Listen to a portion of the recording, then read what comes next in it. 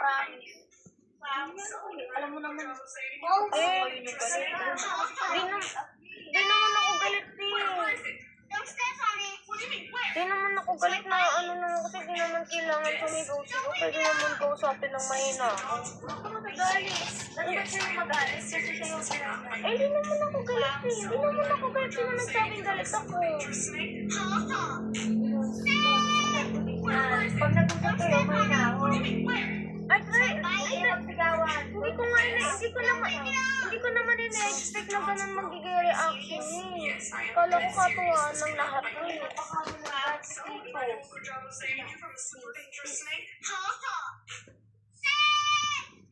Is that your perspective? Speaking English is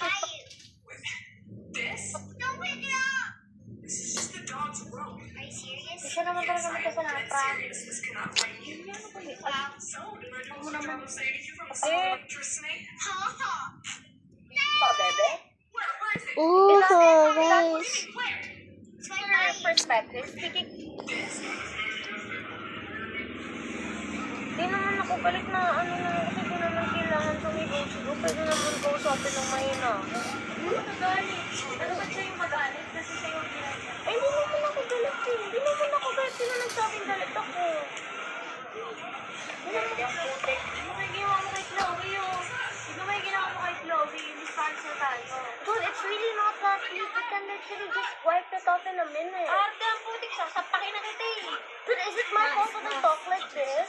Sige, talk, that's it. Bebe. How is that pabebe? So, speaking English is English is pabebe? Is that your perspective? Speaking English is pabebe? O mag-away na kayo yan. Hindi kayo yung accent mo yung pabebe. Girl, what's wrong with my accent? Most of my classmates, most of the people I know speak like this. Fine, I'm sorry if I grew up with like people surrounding me that talks like this. I'm sorry, that's on me, that's my fault that I grew up speaking like this. You can't blame me for that. O sige, patuto kasi sinapat ang pinsan mo. Ay, hindi mo ako dinadamot yan.